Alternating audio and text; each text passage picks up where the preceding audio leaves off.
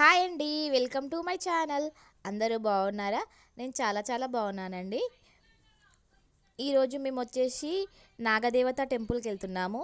ఈ నాగదేవత టెంపుల్ ఎక్కడుంది అంటే అల్వాల్కి తిరుమలగిరికి మధ్యలో ఉంటుంది. మిలిటరీ ఏరియాలో లోపల ఉంటుందండి ఇది.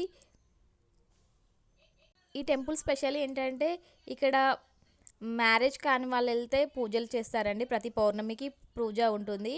ఆ పూజలో పాల్గొంటే మనకు సంతానం మ్యారేజ్ అవుతుందని జస్ట్ ఒక నమ్మకము. నేను చాలా డేస్ నుంచి ఈ టెంపుల్ని చాలా బిలీవ్ చేస్తాను. ఎందుకంటే నా మ్యారేజ్ కూడా ఇక్కడికి వెళ్ళిన ఒక 1 మంత్లోనే అయింది. ఈ టెంపుల్ వచ్చేసి స్వయంభుగా వెలిసిన ఒక నాగదేవత గుడి. ఈ టెంపుల్ కూడా మొత్తం మిలిటరీ జోన్లోనే ఉంటుంది. ఇక్కడ రావి చెట్టు ఉంటుందండి. చాలా నాగప్రతిష్ఠలు కూడా ఉంటాయి. టెంపుల్ చూడడానికి చాలా బాగుంటుంది. కానీ కొంచెం ఇలా ఒకేసారి చూసి ఇట్లా చాలా మహిమ కనిపిస్తుందండి. చాలా పాజిటివ్ వైబ్రేషన్ కూడా వస్తాయి.